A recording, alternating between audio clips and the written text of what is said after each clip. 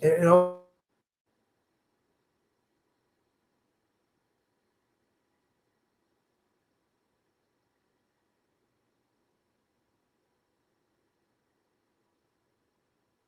I don't know what it's doing.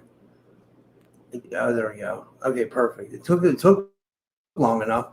Hey guys, well, it took long enough for the intro to play, but I have an awesome guest with me back today. This is his second time on my show.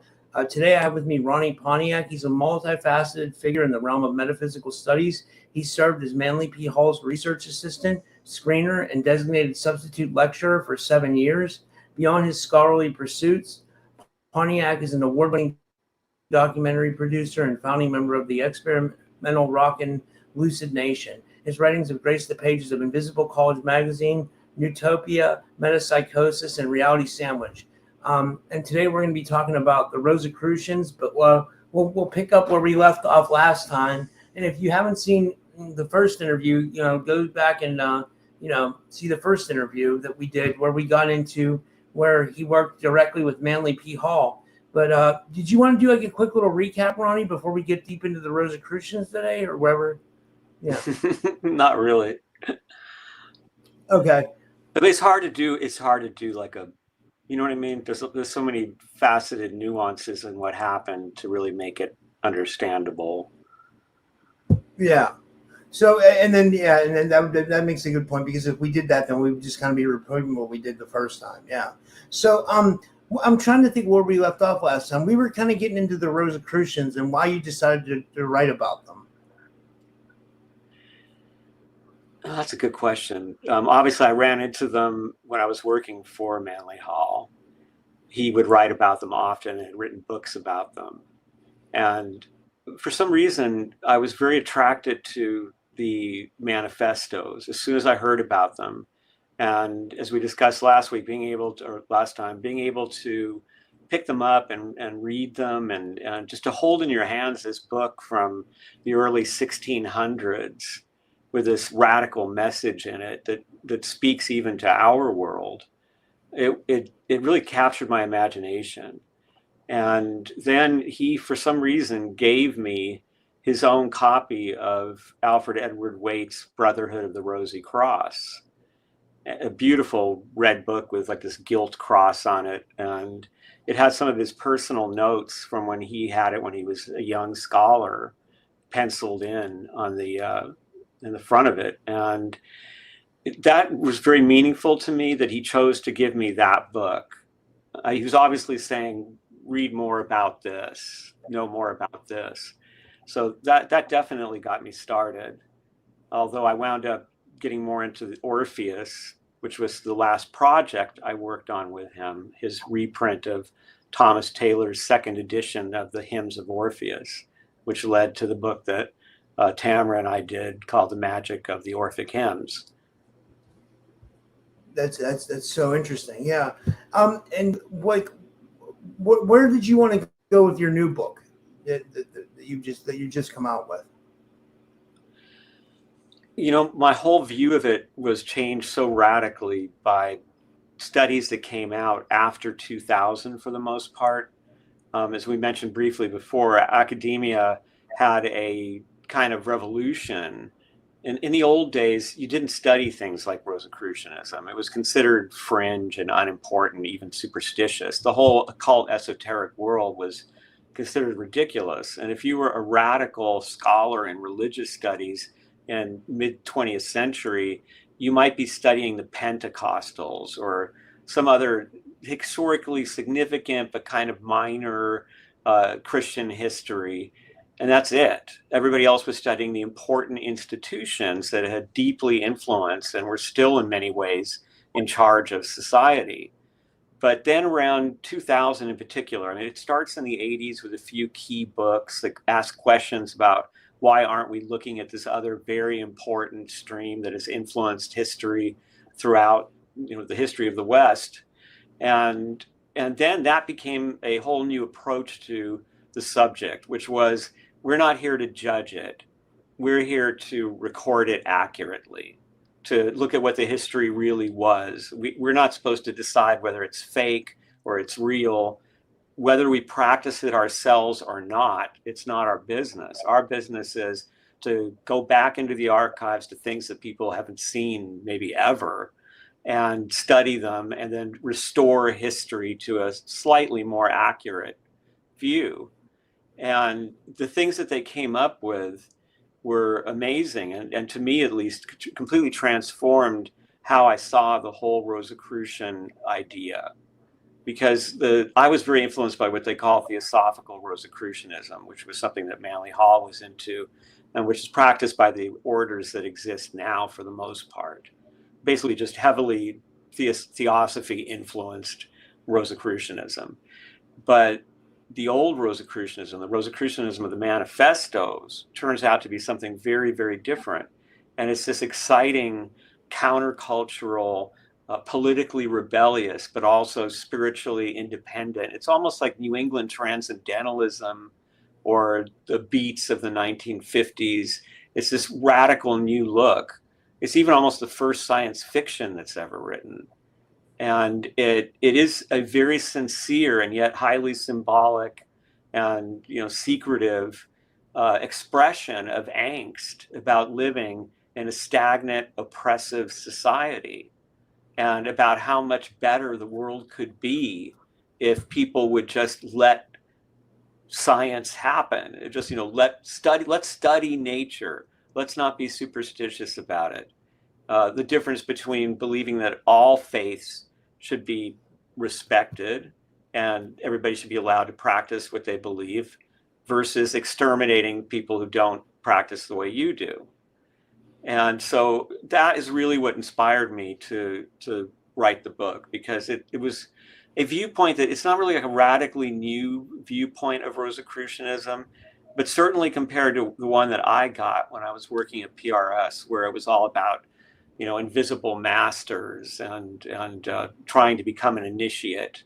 And I that this was much more exciting to me, because it was just students in college with radical professors who were reading these banned authors who had crazy ideas about universal reformation and about kind of freedom of religion and encouraging knowledge and getting rid of this oppressive order that was ruled on the one hand by the armies of the Holy Roman Emperor, and on the other by the confessional, extracting information everywhere and bringing it back to the Vatican. I love that. And I was going to say, in today's spiritual landscape, do you see a resurgence or transformation of metaphysical beliefs that trace back to the earlier traditions? It's amazing right now. Actually, there's more people into it than certainly I've ever seen, and a lot of serious scholarship is happening that exists even outside of books or even podcast interviews. But you can find it sometimes on Reddit or even in Facebook groups of people who have very highly specialized interests and who are doing significant work. So I've never seen so many people studying it. And then we also have at some of the universities, we have professors who are studying it and researching it. And it's getting more attention, I think, than it ever has. And then the real beauty of it is, I think, that through social media, people are influencing each other with their experiences and ideas. And there's this massive amount of information that's available that really wasn't. I mean, the amazing thing is, even in the early days of the internet, you didn't find a lot of things. The things that were, for example, in Manly Hall's vault, like those Rosicrucian manifestos, it was a once in a lifetime opportunity to even be able to see them, what they looked like at that time. You'd have to have access to some library that had rare books and be allowed to hold them. And now you can look at the best stuff out of Manly Hall's vault online, and you can turn the pages and you can read the text and look at the illustrations. And books that were super rare when I first started studying are now on, archive.org or other places where they're free PDFs or even online text files. And it's different. And people are kind of reinventing it. It's this it begins as a very American thing, this kind of melting pot of, to use the cliche, but it's very true, of spiritual traditions. The most traditional kind, but also all kinds of folk traditions that come here to America with each new generation of immigrants, and then kind of gets blended in with all the other ones because people talk about it. They talk about it with their friends at work, or friends that they have made because they're neighbors, and they have different beliefs. But the folk traditions are all learning from each other. And I think there's a kind of spirit of let's invent a kind of personalized form of religion. And it's funny to me because back in the 1950s, that was something that caused a lot of anxiety amongst college researchers, because they could see the beginnings of this, and they call it Sheilaism. And Sheila was the fake name of one of the people that was studied, who had kind of done a little bit of this and a little bit of that, and believed a little Christianity and some Buddhism, and maybe some tarot reading and some astrology. And they thought this was a terrible threat to the woman herself and to society, because for the woman it meant you don't really have a religion. You just have this, what they call bric-a-brac or bricolage, that you just kind of put together from pieces of things, and that's not a real religion. And when something bad happens in your life and you turn to your beliefs, they won't hold you up. You're going to be a really messed up person because you have nothing to believe in except what was convenient for you. They also feared what it would do to society, because they felt if people weren't going to church, if you didn't go to church every Sunday, if you didn't have that community, if you didn't have church people watching you, why are you he looks different this week. Is he drinking again? All that kind of thing that happens in that sort of a community, then everybody would be off on their own religion, alienated from everybody else, and there would be no real true spirituality. But since those days, we've had so much experimentation with it, especially beginning in the 80s with the whole New Age movement. And if people did this and are doing it now aggressively, I mean, just really going from one tradition to another and learning aspects of these things, and then seeing how they resemble each other and choosing what they like and making a meaningful practice out of it. And we've seen that it does work, and that in fact new communities are created because of it, because there are other people doing the same kind of hybrid work that somebody else is. And so they recognize each other. And that really reminds me a lot of the days when the Rosicrucian manifestos were created. That's amazing. So going back to the title of your book, you titled your new book, it's called American Metaphysical Religion. Why did you define it that term, and what do you think distinguishes it from other spiritual movements? It's actually an academic term that was coined in the 2000s, American Metaphysical Religion. I think it was first actually referred to that way in the 1980s, but it became an official area where you can study and receive a degree. And it's really their term for it. As to why they chose it, it's an interesting question, because metaphysical doesn't really mean what it means in American metaphysical religion, because there's a form of philosophy that has to do with metaphysics. It's a different thing completely. But we think of it as what the Greek means, above physica, above the body, above the material world, that kind of metaphysics. And it was a very popular term during the New Age, when most of the shops that were selling the books and crystals and candles, they were calling themselves metaphysical bookstores. That's where you'd have to go buy your tarot cards. And so, I kind of wish that it's not the greatest title, because most people today don't think of it that way, but that is what it's called. And it kind of makes sense if you think about it, because there's also European metaphysical religion.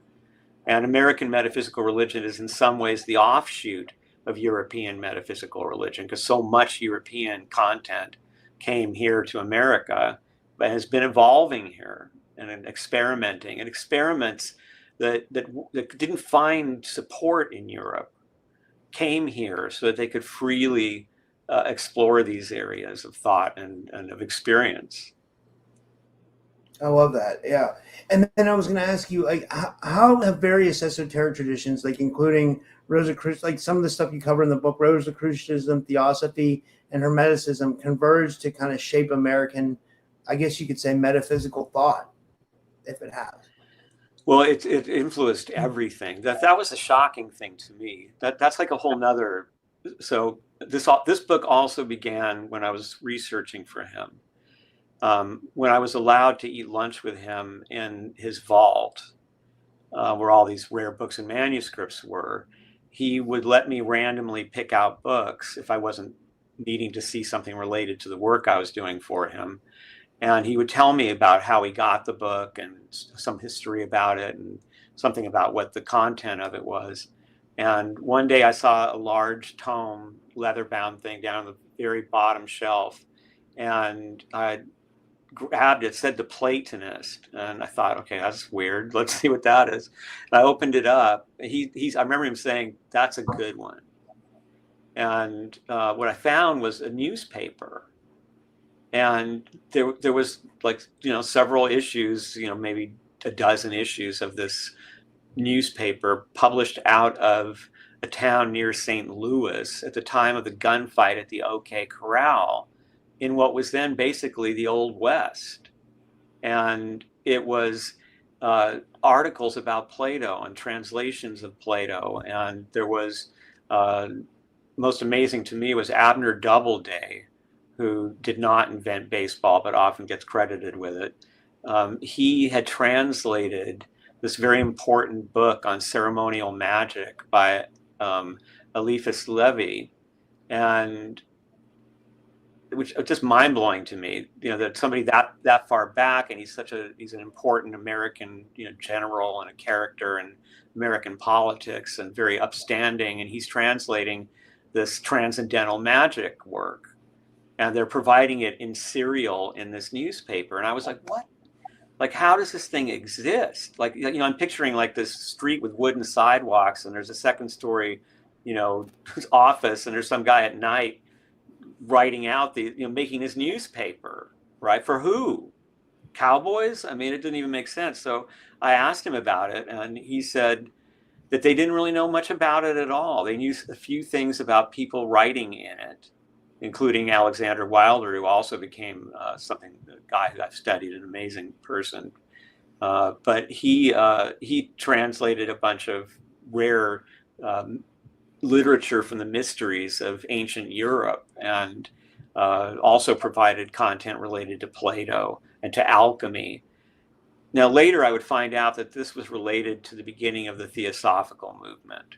We're here in the 1880s. At the time, there was just nothing about it. Eventually, by going to all these different college libraries and searching everywhere and asking, I found this really obscure book published in 1962 called The Platonists of the Midwest. And it told me some things about the publisher of this thing, but it raised a lot of questions, and it had few answers. So I just kept researching. Even when I was on tour with a band, we would always stop at bookstores, at libraries. We were just looking for material. And this same revolution that created a new vision of Rosicrucianism created the field of study of American metaphysical religion. And suddenly there was all this new content coming out. It was mind-blowing to me, for example, to find a book published out of Yale called The Republic of Mind and Spirit by Catherine Albanese, that it read like Manly Hall's Secret Teachings of All Ages. I mean, it was this history of Western magic and psychic stuff, and it was tons of it from the very beginning, and referring back to the sources that you would have heard Manly Hall lecturing about.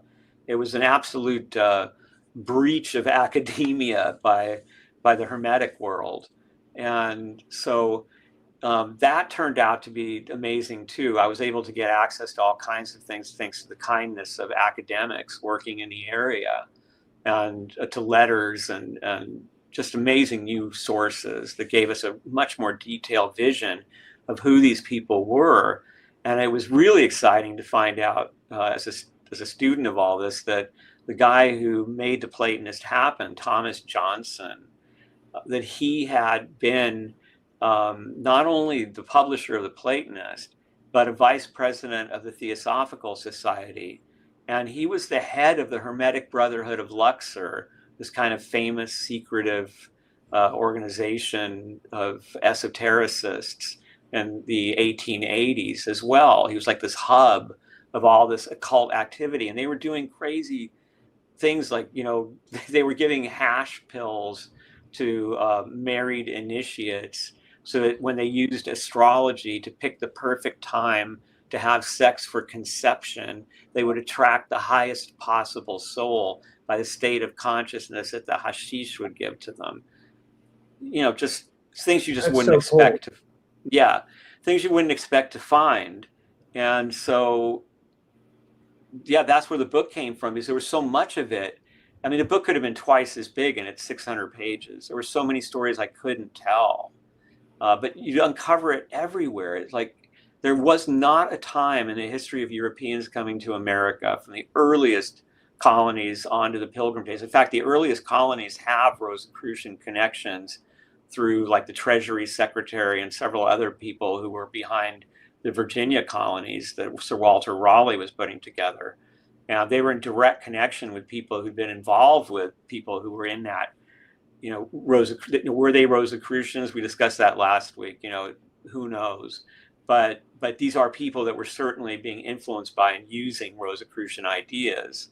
And in some cases, people who actually fled from the disaster that we talked about last week of the Battle of White Mountain, and tried to bring what they wanted to do in Europe, which was create a renaissance of science and of Hermetic spirituality of the Western esoteric tradition, really, which they were kind of recreating as they were going, to bring it to America and keep the Catholic Church out and let, therefore, America become this kind of amazing beacon of hope for humanity, where you would bring like all the greatest scholars, and they would be free to study whatever they wanted, to believe whatever religion they wanted. And that was not possible in Europe at that time. I mean, we even saw it with it seems like the spread of this is off on a side note, because I have more questions pertaining to the book, but I figured I would just add this. It seems like the spread of Christianity did so much more damage than it did. I mean, like, people say it did good, but it seemed like it did a lot of damage. Like, if you look at like the colonization of North and South America from the Spanish, and that was absolutely brutal, right? And then the pagans and the Druids over in Ireland and all that stuff. And then where was I going with that? I was pointing out something specific that I wanted to ask you about. Okay.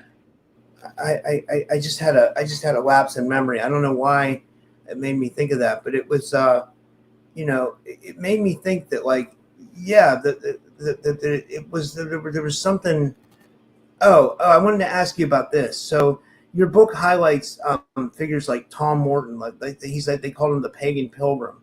Like, what role did individuals like that play in shaping like what we would call American metaphysical thought? Yeah, Tom Morton's an amazing story. So, God, where to begin? Okay, so when the Pilgrims come out to America and Massachusetts Bay Colony is established, and we talked about this some last week, but I'll briefly remind everybody of it. The son of the first governor, he comes over here, and John Winthrop the Younger, and he is carrying with him John Dee's alchemical gear. He's carrying John Dee books and manuscripts and Rosicrucian ideas. And in fact, he's a total fan of Rosicrucians. He went into Europe looking for a Rosicrucian, trying to become part of all this, and was very disappointed that he didn't find anybody that he believed was. But then he decided, well, then I'm going to live out the Rosicrucian ideals in my own life. And his barrel, as I like to point out, the barrels with these John Dee things in them and these occult books and such were marked with John Dee's Monas Hieroglyphica symbol, a very famous occult symbol. And this comes into Boston Harbor with, cannons saluting the arrival of the governor's son. And he sets up an alchemical lab in his father's house with his father's approval, where he's practicing astrology in order to improve the quality of the alchemical experiments. He eventually moves out because there are some people who are pressuring him in Boston saying, hey, you're the governor, your kid is doing this occult stuff. But he's allowed to do it for quite a long time. And this is, like I said last time, it really changes how we view pilgrims. I mean, this is the man, his father, who said that America was supposed to be a shining light up on a hill, and he was supposed to be this absolute Puritan, just the Puritan's Puritan. And he's like hanging out while his son's doing alchemical experiments and studying where the stars are. Clearly, this is a different view. And the same thing is true, by the way, of Cotton Mather, or Mather, somebody told me, who says he's related, it should be pronounced. We know as this witch, judge who was condemning witches and actually tried to help stop the witch condemnations. But he writes about in one of his most famous books of the time how important occult writing is, but only for people like him who are scholars who can appreciate it. It should not be read by non-scholars because it could just ruin your life. But if you're somebody who's studying wisdom, this is good to read. Again, this sterling pilgrim recommending occult writing. And all this slipped out of the history books that we all got taught and that Disney turned into these fantasies. Tom Morton was so you had like a civil war brewing in England. On the one hand, you had the royalists, the Cavaliers.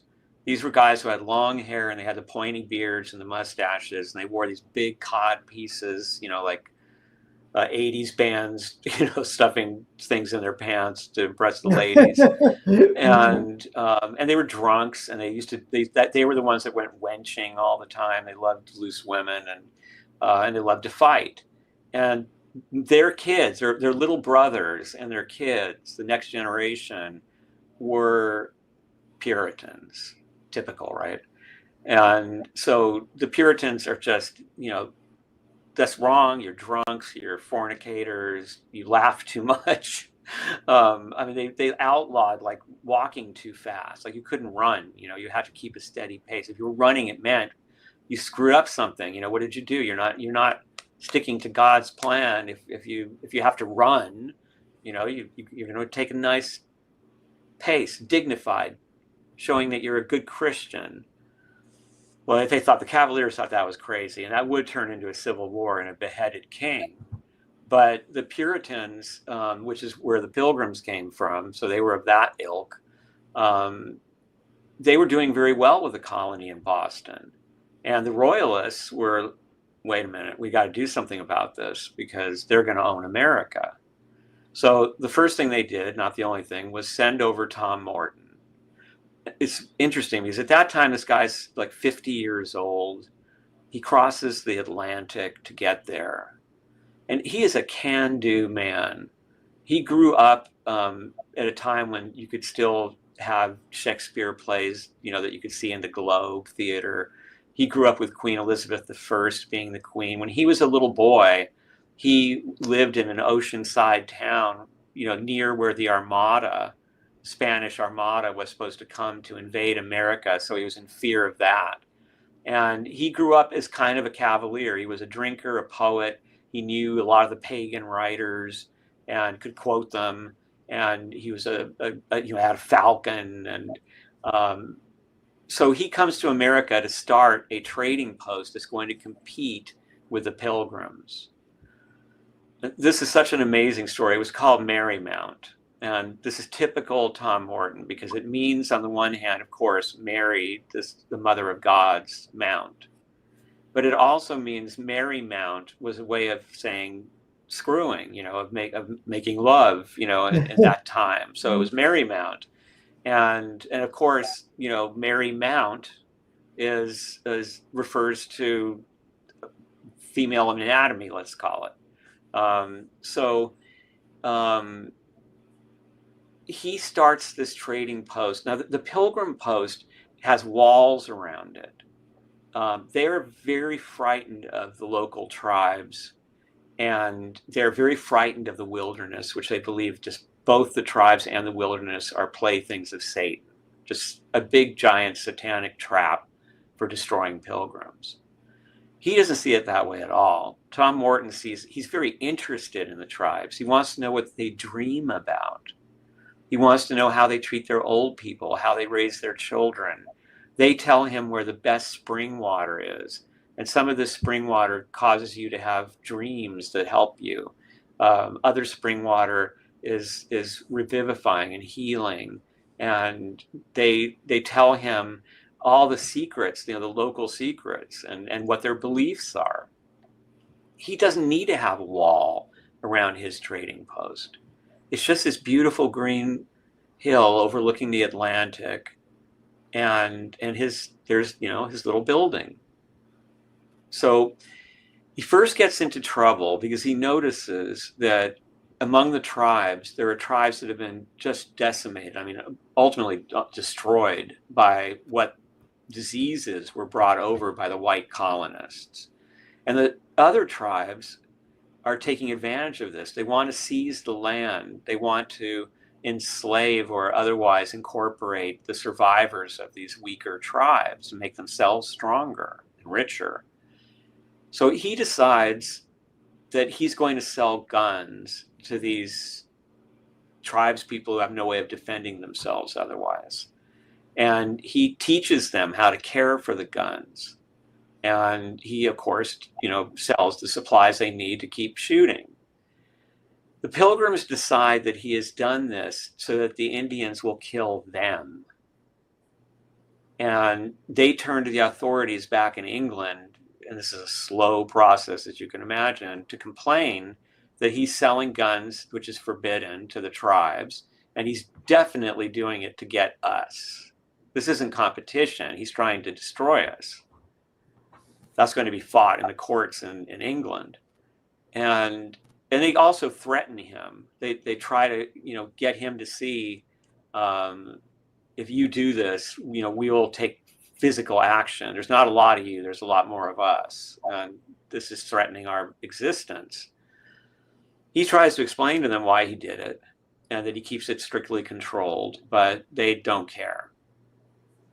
He continues doing what he does. Now they start bringing him the best furs, the best of everything that they trade, because they like him. He respects them. He respects their traditions. And the real trouble comes to a head on May Day, because he decides that he wants to do what was done in merry old England for every May Day, which is put up a maypole and have ribbons and dancing, and we drink and we laugh and we all get together, and it's a party.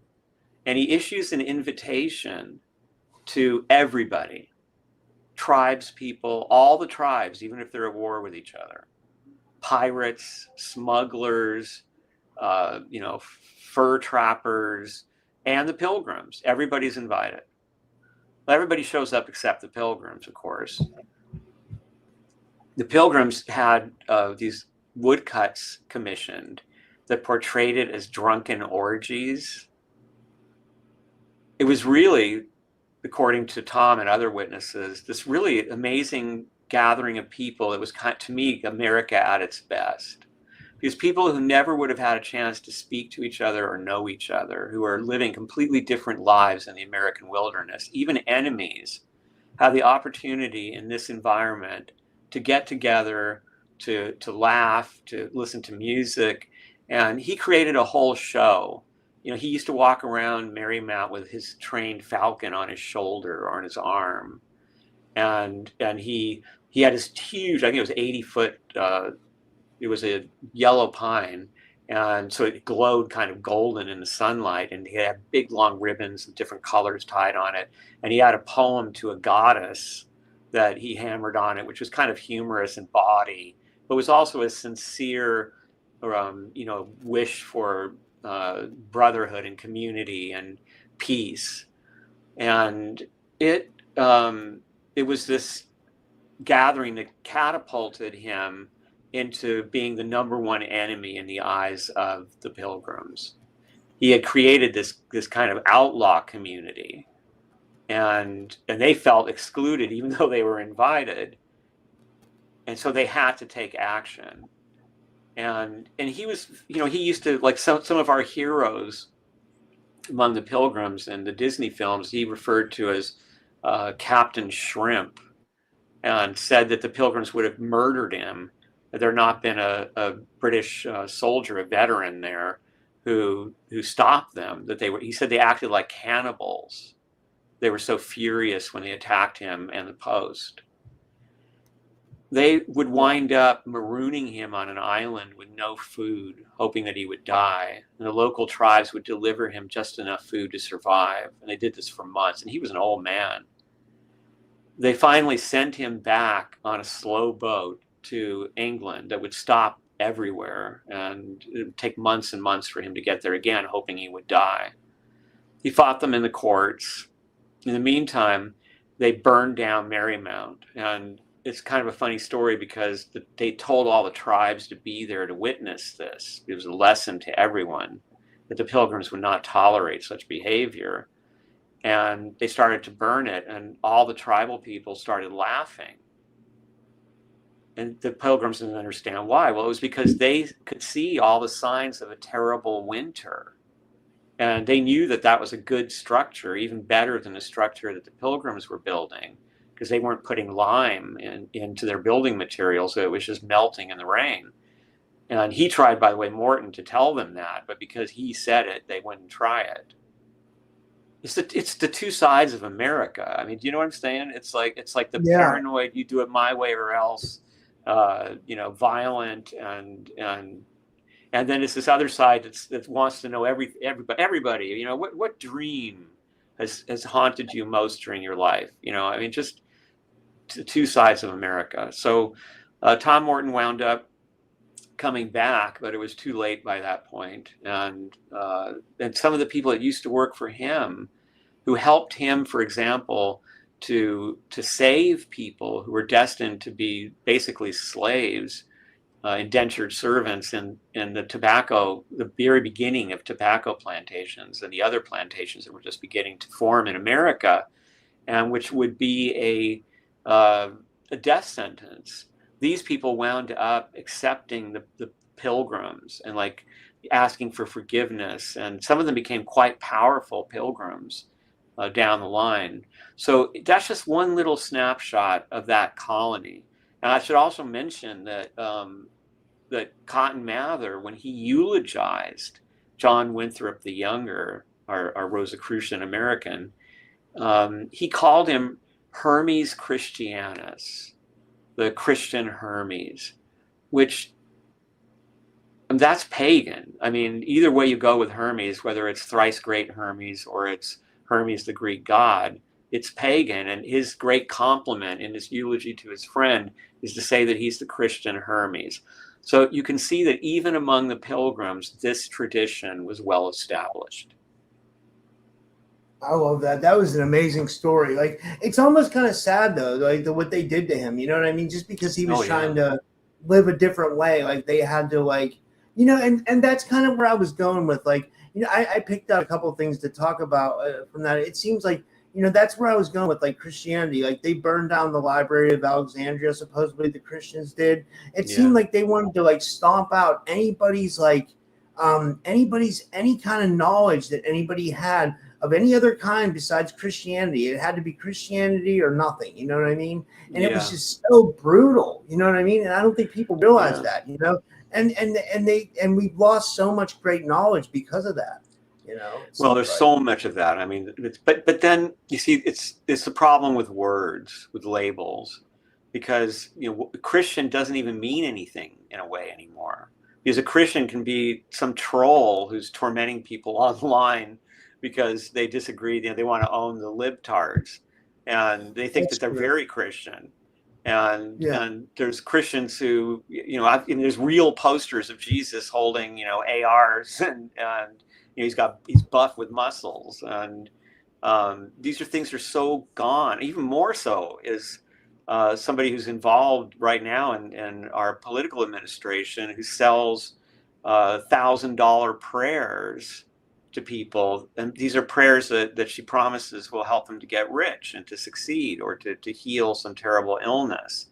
None of this is Christian. In fact, I argue in that book, American Metaphysical Religion, that American Christianity, or big pieces of it, is more American metaphysical religion than it is Christianity. Because if you go back to Christianity and you look at Jesus, and Jesus is saying it's almost impossible for a rich man to get into heaven. And then here in America, you've got a prosperity gospel teaching people that if they're not rich, it's because they're not doing what God wants them to do. And if they, just figure out what that is, and you can do that by donating to us, you will get everything you could possibly want. That's not the same religion. Jesus is turn the other cheek.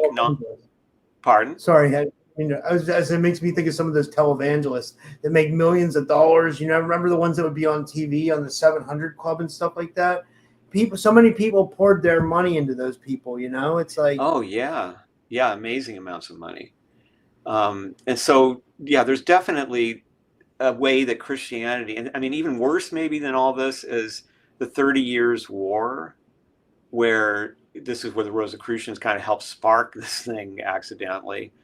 This is Catholics and Protestants, just the most vicious warfare, torture, rape, just, mutilation. I mean, both sides committed atrocities. And this was Christian versus Christian, Catholics versus Protestants. And we've had wars of Protestants versus Protestants and Catholics versus Catholics. So Christianity certainly hasn't achieved its potential. There's a famous saying, I think it might have been Bertrand Russell, but I'm not sure. It sounds more like, well, I'm not sure, but the saying is, Christianity is a great idea if someone would just try it. And I do know people. Oh, I'm sorry. I had to get this.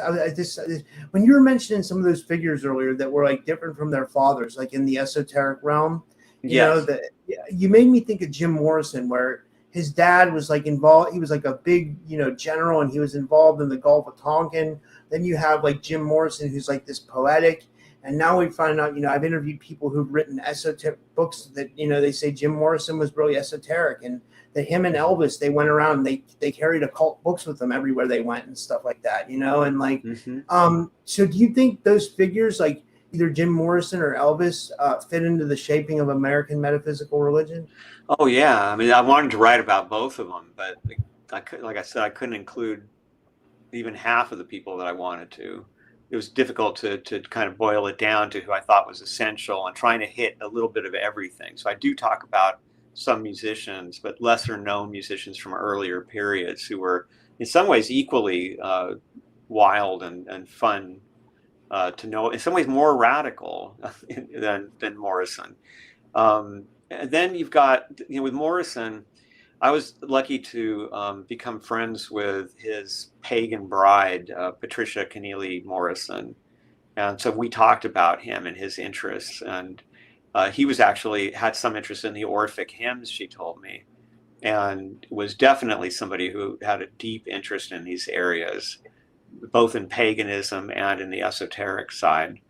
And then, of course, there's this new book about Elvis that's out that talks about his deep interest and study of occult materials and how they influenced him, and all the kind of legends of the kind of semi-miraculous events and miraculous events that seem to occur around him. And when you put it all together, it's just pure American metaphysical religion. It's pretty amazing. And it's this hybrid that we discussed of a little bit of this taken from here and a little bit of that taken from there. And it turns into this new kind of religion. It's his own personal approach. I love that. Yeah. And then I was going to ask you about like outside sources, like even like Sufism or Hermeticism, Kabbalah, Sufism, or even like if you go into like the other cultures like African, Indigenous, or Latin, how did those spiritual traditions contribute to like the development of like the American metaphysical process? Oh yeah, well, It goes way back, I think, because along with a few scholars, I think that there's a Sufi influence on the Rosicrucians and maybe on the Protestants in general. Because think about how in the Catholic Church and in the Orthodox Christian Church, you've got splendor, you've got, you know, amazing art and these images of the divine. And in Islam, that's forbidden. And Protestants also don't like this gaudy kind of symbolism. There is also in Islam the sense that you're not somebody who, you know, has to kowtow to a priest, and the priest will make sure that you are right with God. And without that priest, you have no hope. In Islam, it's up to you. I mean, you can have guidance, but you're the one who has the direct relationship with the divine, and you've got to work it out. And that's the same thing with the Protestants, right? So it seems that there could have been a current of some sort of at least recognition of this independence and this direct revelation that Islam was promising, as opposed to what the Catholic Church was dispensing. And then this directly influences in some way Rosicrucianism. And there have been articles written in academic journals about the possibilities of, especially this one very famous Arabic magical manuscript called the Picatrix, and that was an influence on Andre, who may have been the author of all three, but certainly one of the manifestos. And so I do think that there's an influence there, maybe even from Sufism, because when you get into the Rosicrucians, and you look at the importance of the symbol of the rose among Sufis, you start to wonder. And in the Rosicrucian myth, it says that Father CRC, who's supposed to be this founder of the society, had traveled east, where he had studied with these wise men. And you wonder if it's Sufism that's being alluded to there.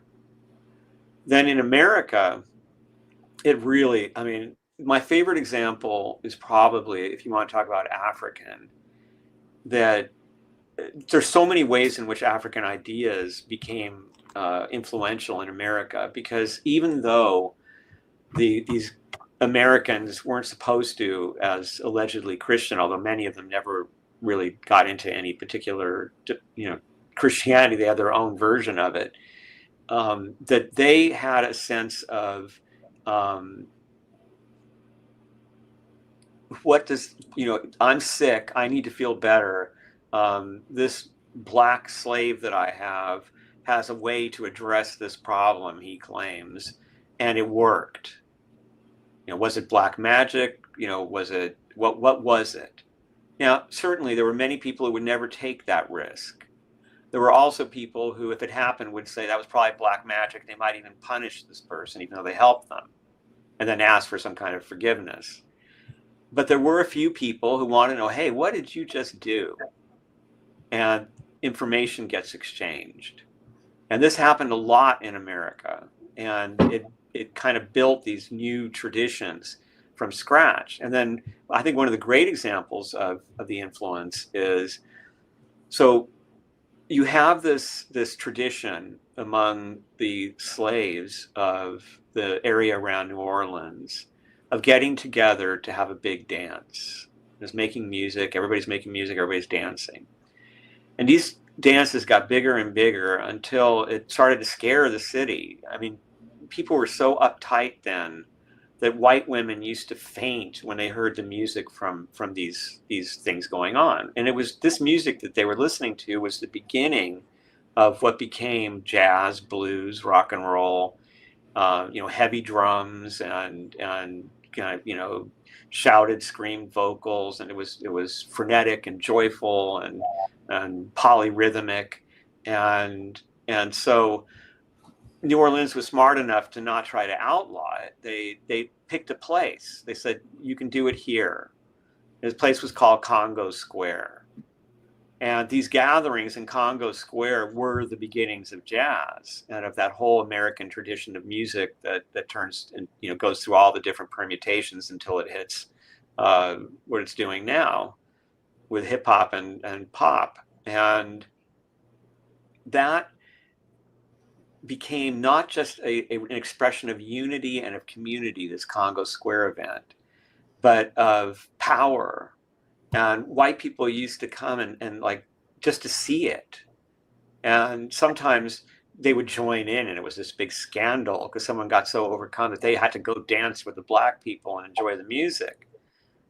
That's the whole world of rock and roll right there. You know, I mean, you mentioned Jim Morrison. I mean, without Congo Square, there's no Jim Morrison. There's no music like that. There's no blues that these guys were lifting. And so people like Marie Laveau, the great, you know, witch of New Orleans, were the constants there. She'd go there to dance every weekend. So Really, that's I've always been interested in Marie Laveau because I've always been interested. I mean, you hit a switch with me on New Orleans because I always tell people if I ever have a conference, you know, like or some kind of gathering for my audience, you know, whatever, like I'd like to have it in New Orleans because New Orleans is like it's also like the paranormal capital of the world. When you talk about witchcraft, voodoo, and just like all around just paranormal. You know, I had a couple come on and tell me once that they were abducted in the French Quarter. You know what I mean? But like, and I love hearing about that old jazz music like that. That's fascinating. That like that was. I mean, that really like. I love New Orleans. I've never been there, but I really want to go because I love culture and travel too and stuff like that. So you know, and I've always found New Orleans really fascinating, and I love hearing the stories about Marie Laveau and the history of there and all that stuff. It's fascinating to me, you know. Yeah, it was really a unique melange of French influence and then the Cajun influence, the local indigenous traditions, and then the colonist influences. I mean, just a wonderful melting pot of culture and of beliefs. And it was really one of the first places, you know, there were in the early days of all this. It was hard. Like you had to be pretty well off in America to get hold of esoteric materials. You weren't going to go to your local library that, you know, or even your local bookstore. They're not going to carry things like that. You had to be able to afford them, and you had to know people who knew how to get them. But New Orleans was one of the earliest centers of that, where they were bookstores that were selling books on this stuff. And there was always this, I think it's partially because there was this strong French influence, because something was happening in France between Eliphas Levi and the you know, like the great Paladin and his Salon of the Rose Cross, which had incredible people in it, like the composers Debussy and Satie and Gustave Moreau, the great symbolist painter. And this was very exciting. It was going on in like the late 1800s. And I think that this kind of spread over, actually early, starts more in the mid. And I think this spreads into New Orleans through the French culture there. So there's like this more of this artistic French influenced occultism flourishing there alongside of the powerful influence of Marie Laveau and others who were representing this indigenous, what they were calling voodoo tradition, that was kind of catching fire in that area. And so it became the heartland for American esotericism in the early years, in terms of it becoming something open instead of something that was restricted to those who could get access. Wow, that's fascinating. And then you bringing up Marie Laveau made me think of something like gender. You know, like how a lot of women that watch my show, like how have women been influential in like kind of shaping American metaphysical religion? Would you say? That's a great question. It brings up a lot of really interesting issues about women in metaphysics, because even today, from my understanding, sometimes it's an uphill struggle, because men still hold a lot of the reins of power and have certain expectations about what sort of privileges are due to them as leaders of spiritually oriented organizations. In American history, I kind of start with, in my book, I start out with Frances Wright, she's somebody who's championed by the Marquis de Lafayette. She meets Thomas Jefferson. She meets Martha Washington. She's kind of a Scotch English girl, and she first runs into America in a history book in her grandfather's library, and the story of it and the American Revolution just totally entrances her. So much so, she felt anxiety that America didn't exist anymore and went looking through all her grandfather's books with maps, trying to make sure that America survived. And when she could afford it, which was pretty young, she and her sister came out to America just to see it. And the timing was perfect because it was this like holiday moment, in a sense, that happened after the revolution, where everybody was really into the Constitution. And she reported that on the ship that she took over, there were nightly discussions by the sailors. They just gather in a circle and talk about the Constitution, and they each had a copy of it, a small book form of it. And she was into this, and so she would have like conversations with them. And she and her sister traveled through America alone, just the two of them, all around. I mean, way out into the rural areas, meeting farmers, and into all the cities, and into the weird, interesting communities and utopias that were springing up in the outskirts of civilization. And they were everywhere universally thought of as being charming and really intelligent, and were treated very well. And she said that everybody she found, even the farmers, were up on the Constitution, and they were into America's history up to that point. And they were arguing about what America's future should be like. And she thought this was like, she compared it to Athens. She said, this is the new Athens. America's filled with people. She was like, Europeans are so superficial. All the things that they care about, how they look, or how much money they have. The Americans don't care about any of that. Americans are wrestling with the future. Well, her impassioned reaction caused her to become a public speaker. And she was the first public speaker in American history, a woman who could play these big auditoriums in like New York and Chicago, that were, starting as burgeoning big cities. And she also wrote a play in the style of an ancient Greek playwright that got anonymously produced. No one knew that a woman had written it, or it would never have been produced. And it became a hit in New York. And then word got out. Some jealous person said, well, a woman wrote that. And people believed it. And it was true after all. And so it was immediately ripped down. But that play was something that Thomas Jefferson got really into. So he met with her, and she became kind of famous because the newspapers started writing about this incredible woman who would give these fiery speeches about how great America is, but how America needs to, open up its potential and include women. And then, as her trip was winding up, she ran into slavery, and she didn't know about it. She was shocked and horrified, and she could not understand how America could tolerate it. And it's part of what she talked to Thomas Jefferson about. Something had to be done, and he agreed that it was a terrible danger to the country.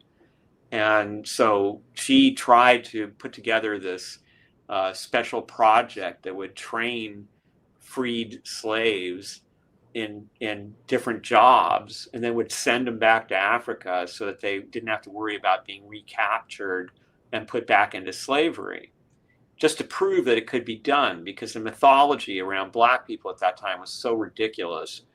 People thought that they weren't able to even learn things like that. And so her life ends badly. I'm sorry to report. She failed to do what she tried to accomplish because inept people that were working with her screwed everything up. She could have proved the concept. It actually worked out pretty well in the beginning, but she couldn't be there all the time to personally run it. And then she went through this weird, very American process, man, where she's like this gigantic figure adored by this generation of Americans who were really into America's exceptional history, and they're well educated about it. And they call her, this icon of liberty. And Walt Whitman sees her. His dad takes her to see this incredible speaker, and Walt Whitman wrote about her and said she was the best of us all, and how enamored he was of her, and the only woman that ever affected him that way. And the things that she said about America were so amazing, but unfortunately could not be true. And then they turned on her. At first, it was a very, I mean, people showed up and threw rocks and started fires, tried to physically get at her to beat her up. And she had to be surrounded by her followers, and it caused riots in the streets. But then she goes to live in France, and she has a kid with this guy, and it doesn't work out well. She's a terrible mother, and she just kind of falls apart. And when she comes back to America the last time, like, nobody even knows who she is. This woman who was first an idol that like thousands of people would show up to hear her speak, and who then was so outrageous and so hated that they called her the Red Harlot. She had red hair, the Red Harlot of Liberty, because she dared to speak about things like free love, which meant to her that, you should be allowed to marry for love, but that was more important than the economic considerations. That women should be allowed to divorce, that women should have birth control. For all those reasons, she was a whore.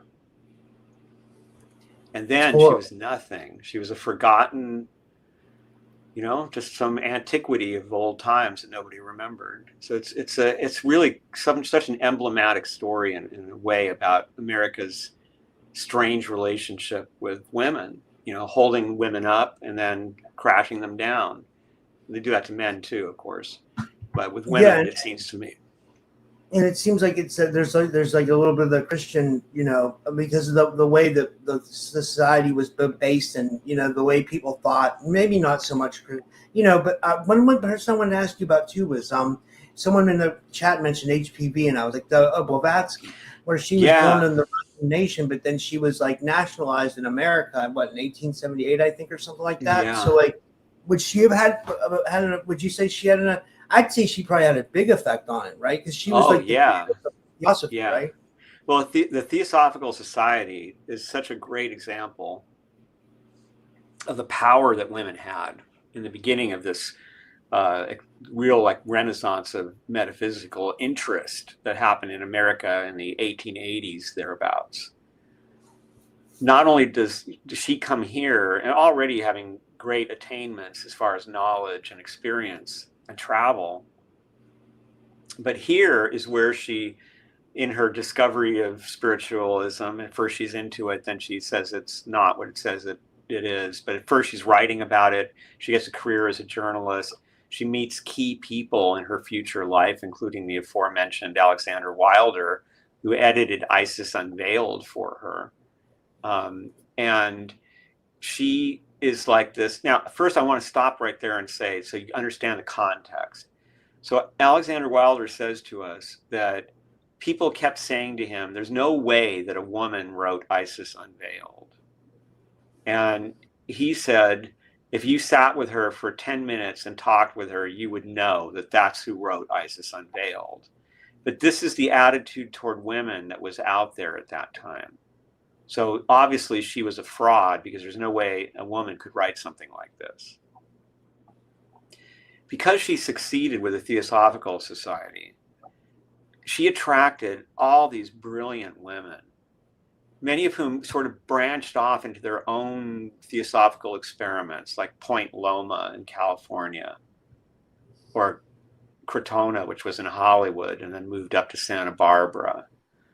Very different. There's 3 different Theosophical Societies in Los Angeles, for example, that have their own histories. Most of these were run by women.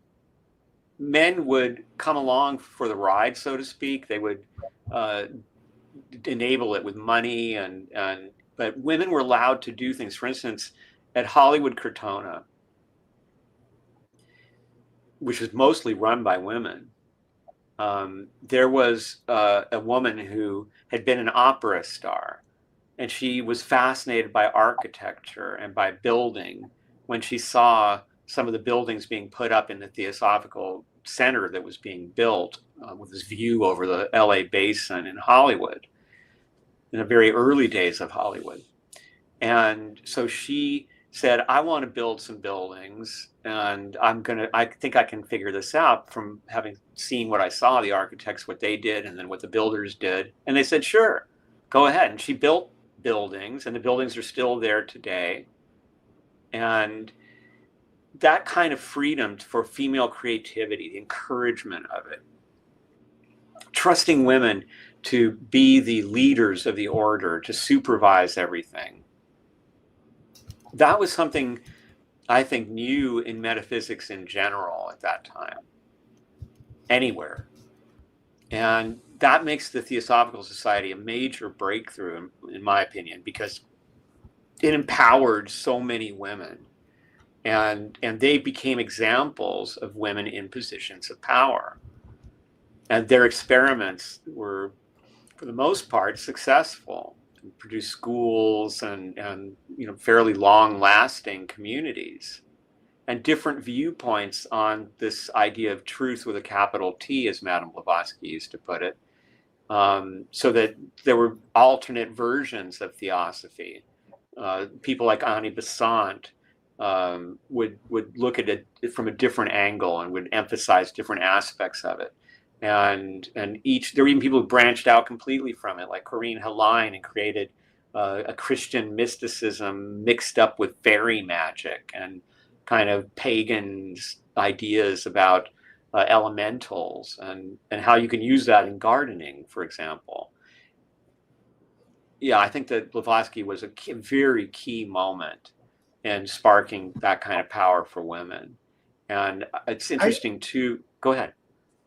I'm sorry. I didn't want to cut off your thought. I'm sorry. I had a really wall one that I was going to ask. It's a curveball for real. Yeah. But like, what do you think about Antoine LaVey? Do you think he had some way in shaping what we think of as American metaphysical religion? Because for the people that know, people that there's Satanism where people do crazy things, and we all know that, right? But like, the people that know about the Church of Satan, like I listened to Blanche Barton, who was his partner. I listened to her on Art Bell, and she was saying that Satanism was a philosophy. And I even had the book for it. I never read it, but it seemed like he was trying to go up against Christianity. Like he didn't like the way the Christians thought, and that he was kind of like against that. He was trying to produce a counterculture. It seemed like. Yes, absolutely. I think he was an important influence. He's first of all, he is representing this rebellion. I mean, it's a Gnostic rebellion. He's saying the God that you call God is not my God. The God that forbids pleasure, the God that demands ridiculous things from people, a God that is all about conformity. That is not God to me. My God is more similar to Pan or to Dionysius, a god of passion, a god of pleasure, the God that encourages me to really enjoy life. And you're also kind of reversing everything. So you've got instead of the Catholic sacraments, you've got a rite on a woman's body on the altar. And now at the time when this is occurring, when you still have an America that is so uptight about sexuality that in the 60s, it's just beginning to explode with the pill and then all these new drugs that come on the scene like Quaaludes. And this increases this interest in sexuality. It becomes this obsession in the 70s. But prior to that, it was this ugly secret where it was kind of done behind closed doors and frowned upon, and sleazy sax music, and then all of a sudden it gets celebrated. Sexuality is something to celebrate. Freedom, nudity, the whole hippie movement kind of grows out of this, and he's there presenting this kind of antidote to Christian overregulation. And at the time in particular, it's radical because it's saying, celebrate life, celebrate sexuality, enjoy your drugs. He was a showman, unquestionably, and part of it seems to me was a put on in a way. but not put on in a bad way, but like a performance, right? An awareness of the eye of the public and a performance for the public to get these ideas across. That the media loved to pick him up and show pictures of him. She looked hot, standing there next to him, and they would run some salacious article about what he was up to with some outrageous thing that he had to say. But he's not even. I mean, he's not really even close to as outrageous as Aleister Crowley. He's actually quite conservative from the point of view of that side of the occult. And so I do think he was an important part of American metaphysical religion. And that's another person I wanted to write about, to present that way, but I couldn't get him in there. What did you think about Crowley? Just like, do you think he was trying to bring in, like, there's like rumors and conspiracies that him and Jack Parsons were trying to bring in some moon child or something like that would have to be done through a sexual ritual where the woman's like abused and all this crazy stuff, and they went out to the desert supposedly to perform this ritual. What's interesting, and I don't know how far deep you get into this stuff, but like, people say that after that happened, that's when people started noticing portals opening up, and that's when people saw like alien encounters, and that's when you started having alien abductions and stuff like that. So I do realize that a lot of this conspiracy stuff goes off into other realms, but I just figured I'd get your opinion on the whole what Crowley was doing. He's an interesting character, because he's an amazing scholar. And he's really one of the first people to bring yoga to the West. He's somebody who had a great understanding and familiarity with the Western esoteric tradition, and he had a wicked sense of humor. I think that's one of the things that people forget about him most. He's funny, and people take him very seriously, deadly seriously.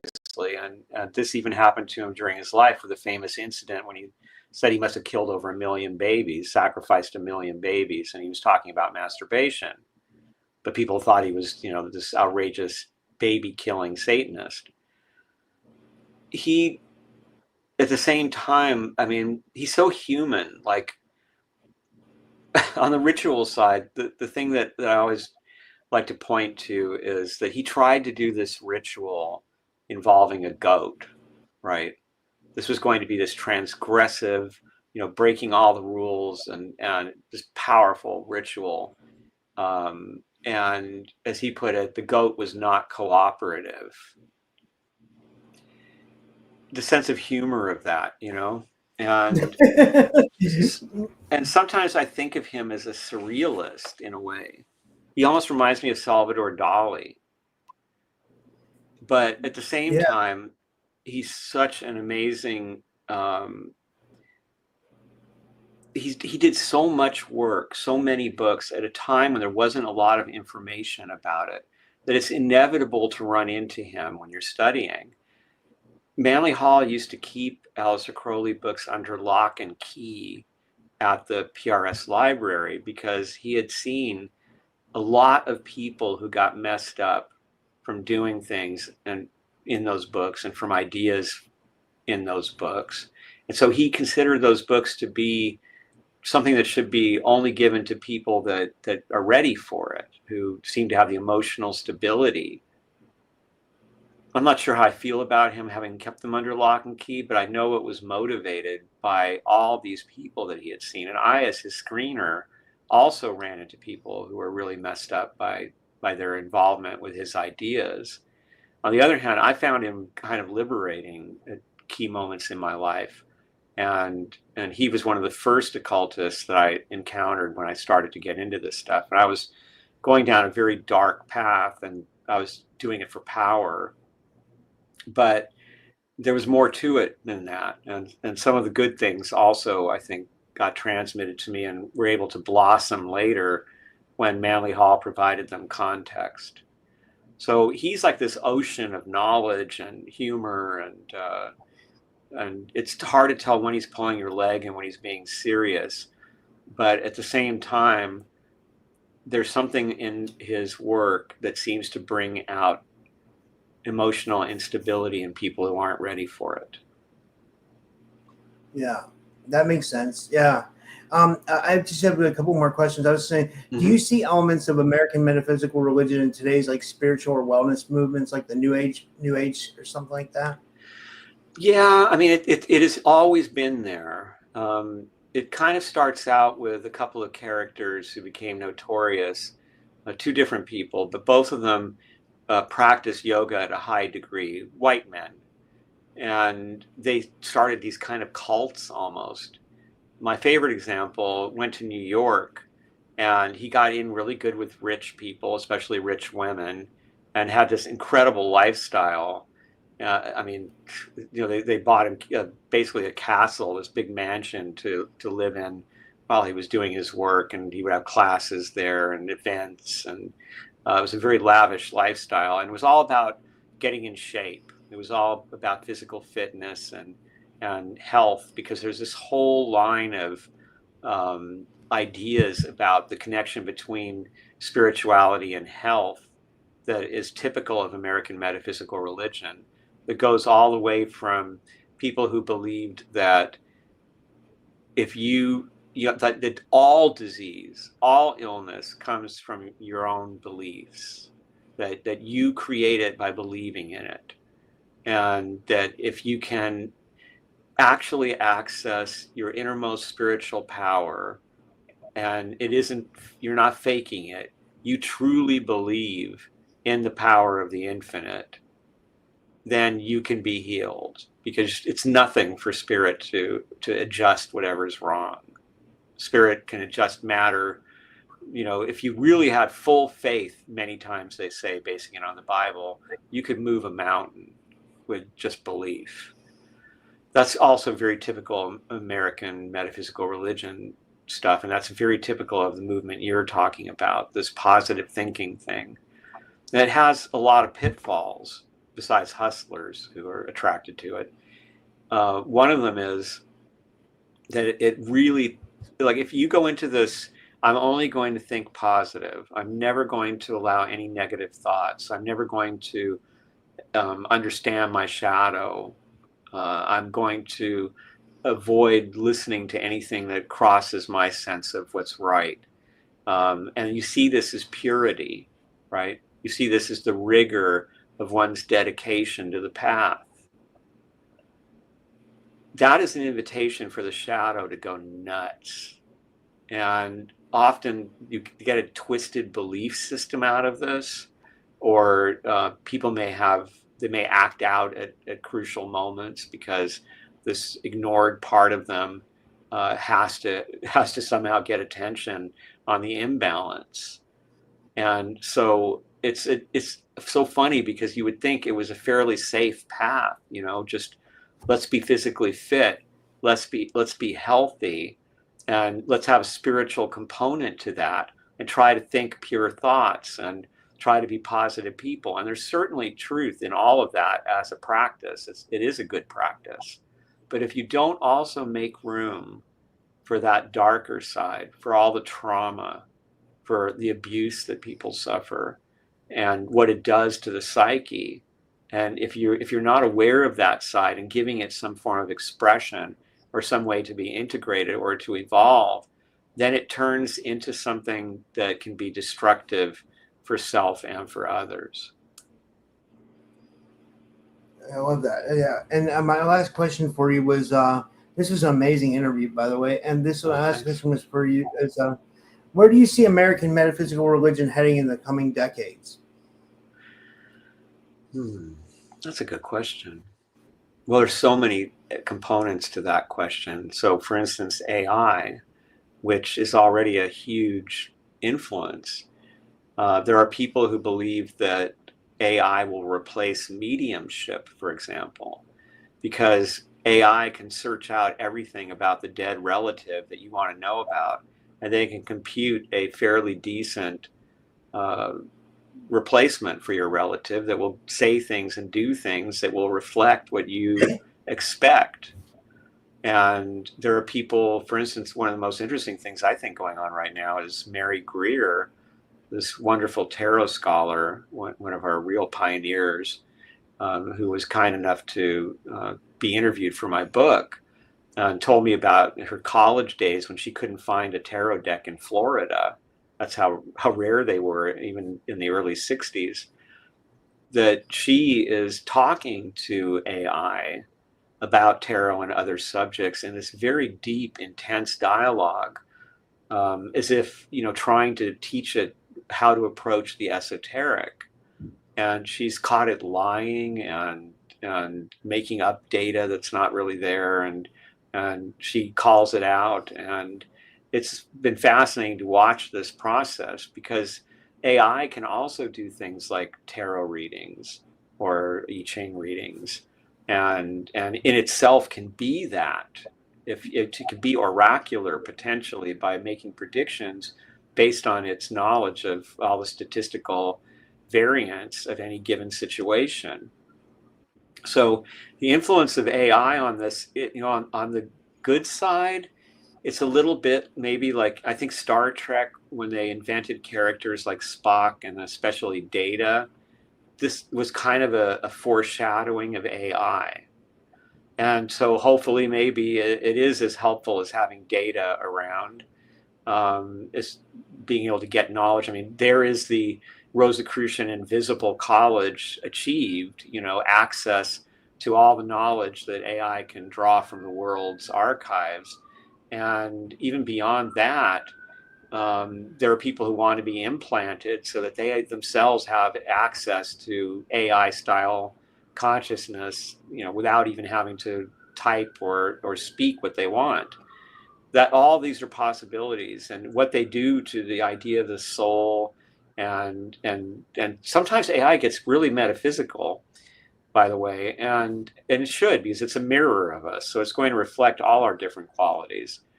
The other thing about it is that AI can write really well. So, for example, subjects that may have taken years, like my American Metaphysical Religion work, could easily be done in minutes by AI.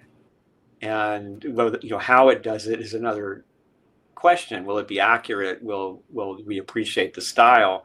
But I have friends who have been experimenting with things like telling AI to write a Hermetic hymn, something that looks like an outtake from the Hermetica. And it did an amazing job. I mean, the hymn that it produced was really beautiful and very deep and very correct in a sense. So we have a lot of question marks about what all of those developments mean for people.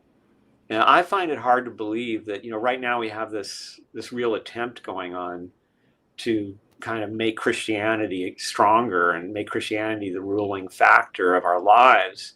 I don't think that's going to happen, because the technology makes it quite the opposite, that we have access to everything. And I think that most people will be like me, like I've been, which is really like, I can find religious, spiritual secrets and techniques from every time and place in history. Bring it on. Like, I want to know everything. I wish I had the time to find out what everybody thought. I'm like, Tom Morton. It's like, what do you dream? What are your practices? I want to know. Does it work? Does your stuff work? How do you pray? Everybody comparing notes, and in the whole history of it being available for us to peruse is a big deal. So that's one major influence.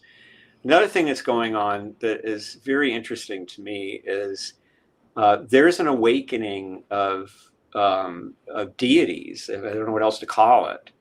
And Tamara and I have done a study on this Egyptian deity Sekhmet, a lion-headed woman goddess from ancient Egypt. And she was pretty much unknown throughout history. I mean, this is a forgotten goddess. I mean, just gone. And she starts to pop up in the late 70s, 80s, even with John Lennon and Yoko owning a Sekhmet statue, the 7-foot black granite statue. And a book gets written that purports to be the rebirth of the Sekhmet religion by Robert Masters, who was a famous human potential movement guy. And then it's like this torrent of Sekhmet stuff starts happening. And when we started doing interviews with people who are devoted to Sekhmet, one of the things that was most amazing about it was that so many of them first encountered her in a dream. Like they didn't even know what it was. You hear the name Sekhmet. You wake up and it's drilled into your head and you have this feeling, I've got to find out what that is. What is that? And you go searching for it. And then there's this feeling of recognition. People who've had the goddess appear in the correct form in their dreams before they heard of this goddess. And all kinds of weird things going on in museums where these so-called living statues, the ancient Egyptians were said to animate statues with the magical energy of deities. And these statues were said to be able to heal and to move and to even communicate. And so I've found a number of people who had these experiences when they would be confronted by a Sekhmet statue, even not knowing who this was, they would have some weird experience of the head moving, or some of them just broke down in tears in the middle of a museum. There's even an academic article now that's been written about it because it's become this issue about how do museums deal with people who are coming in and leaving fruit and other gifts for the Sekhmet statue, or sitting in front of it, praying or crying. This is a sacred statue and we're showing it in a secular way. Is that even okay?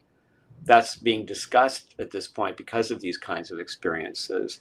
I hear similar things about goddess Hecate of the Greek tradition, and about Hermes quite a bit from the Greek tradition, that seems like a living presence in people's lives, appearing in the dreams of people who were not aware that there was such a being. Now, what is this? We don't really know. I mean, it's just an expression of what Jung called the collective unconscious that's waking up in certain people. Is this just the unconscious of people who maybe have encountered it somewhere and forgot, and it comes back to them? Is it an actual deity that's reaching out to those who at one time, perhaps in another life, were loyal? I don't really know, but there's no question that something weird is happening with this goddess becoming, I mean, she's even part of the Wakanda universe now, and she's in comic books, and if you had looked her up in like in 76 maybe, you found nothing. I mean, nothing. So that was fascinating to me. And whatever that represents in terms of the awakening of forms of spirituality that have been sleeping, and especially female spirituality, because Sekhmet is the most powerful female deity. I mean, one of her names is she before whom all gods tremble, right? So she represents this radical kind of female intelligence and power. She protects the natural order. And if you violate the natural order, she sends war and disease. If you stick to the natural order, she sends prosperity and peace. Those kinds of awakenings of primitive levels of American and European and just human spiritual consciousness are a mystery. But how much will this happen? Like how many people will be introduced, or is this going to just fade out? We don't know. And what does it portend? There's new literature written. There's been more books, for example, written about Sekhmet in the last 20 years than were written in the last 2,000 years before that. So that's another area. Yeah, so that's another area that's of great interest. Another big factor with going into the future of this is community, social media versus real community. And you can accomplish a great deal on social media with these. You can really get a lot of learning. You can run into people who are very expert at these matters, and I've found them to be responsive and open to questions.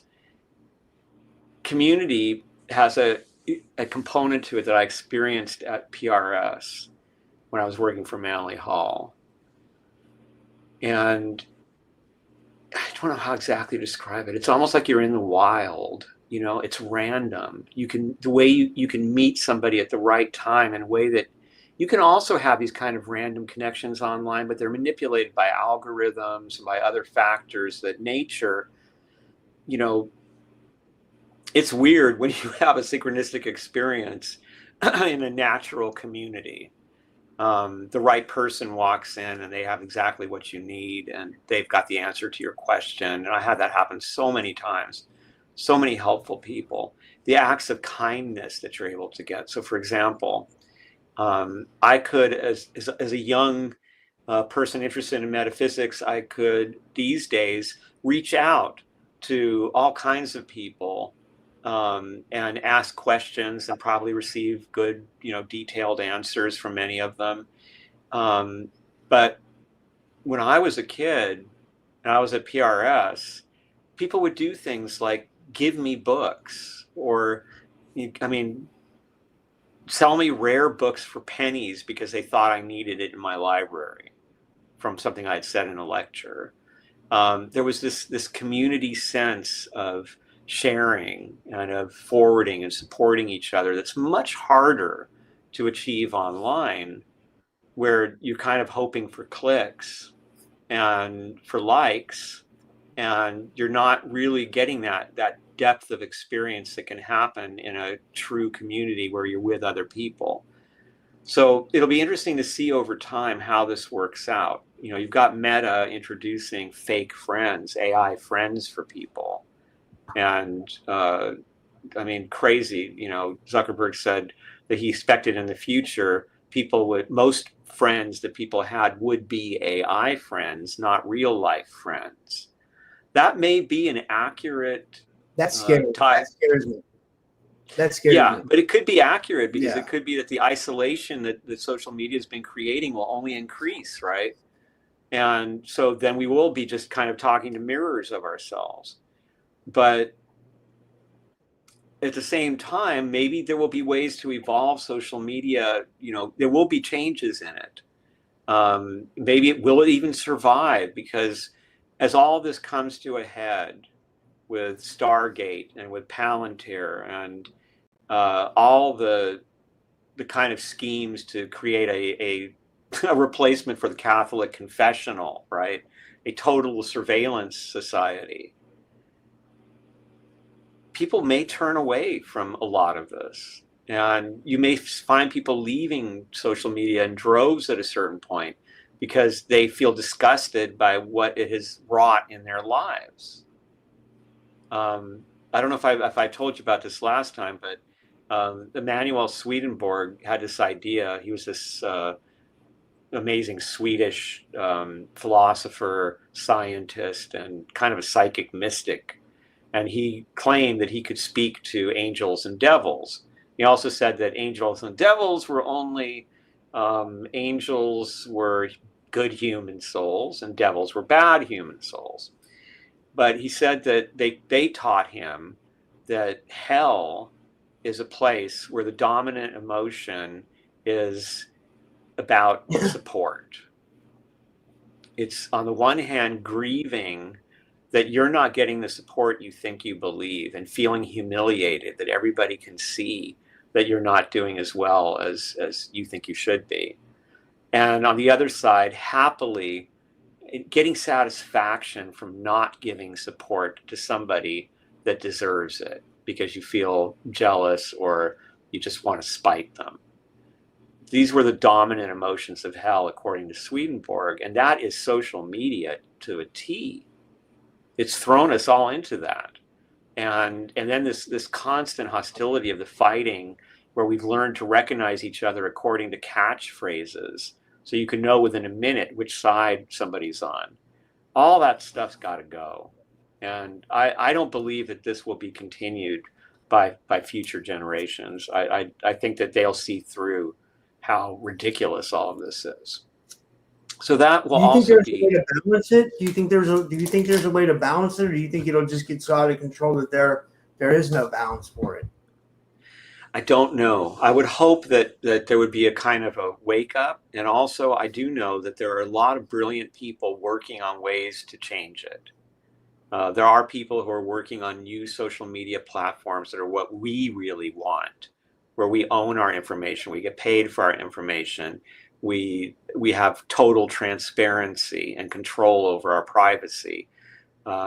those kind of things. So we're not just simply fodder for the profits for people who are already too rich. And so that there are people who are brilliant, who understand this and see it as an opportunity and even a service to humanity, right? That somebody has to figure this out so that we can return to the potential of what the internet was supposed to be. And this is in the same way that AI, who could be, this could be the worst enemy of humanity, as people see it, achieving all the dreams of Terminator. But at the same time, it figured out how to mix a certain cocktail of drugs that nobody figured out before in order to cure something that was uncurable. So we can probably expect all kinds of amazing medical breakthroughs from it. Dude, so I saw the funniest meme the other day about what you're talking about. Like, so someone had a meme that showed Sarah Connor, like, and she looked like, from Terminator, and she was smoking a cigarette. And the caption said, "This is Sarah Connor thinking about how you're making friends with AI." That's good. Yeah, that's really good.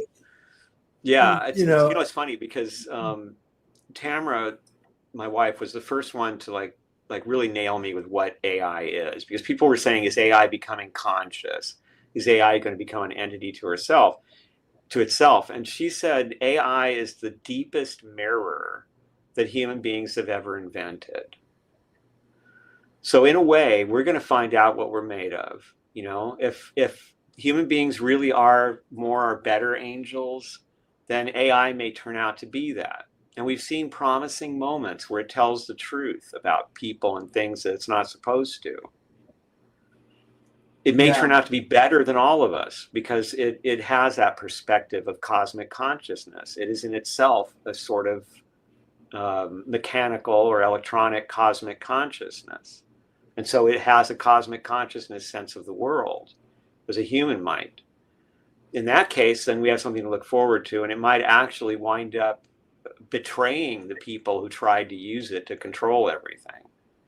On the other hand, if human beings are predominantly hateful, then we're going to find out. We're going to produce something horrible probably with this. And that's kind of where we're at right now.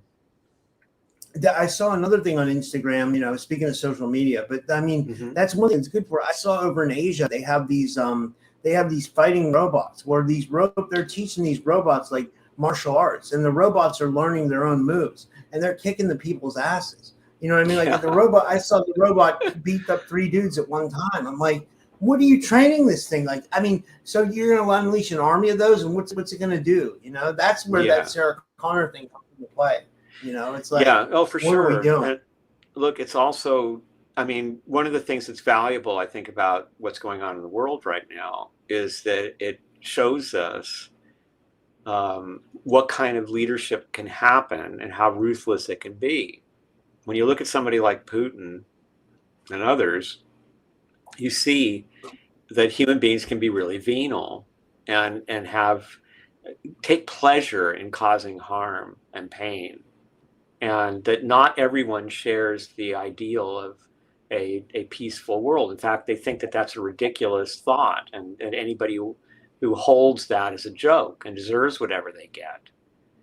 So this is a time of high awareness for all of us between AI and what's going on politically in the world, and then this flood of information and on every aspect of life that's made available. It gives us a sense of context that I don't think that we've really ever had before as a species. And some of the bad things about that are, well, we all think we're geniuses, and we all, speaking of memes, I like the one where it was the guy staring at a computer screen. His wife walks by the doorway and he says, "Honey, I just figured out something the scientists couldn't figure out." A lot of people are having that experience of thinking that they're smarter than, the experts. That's part of what's funny about that too? That's part of the same thing that happens with spirituality. There's an ego inflation, and you think that you understand it all when you get started on it, and you tell everybody what really is up.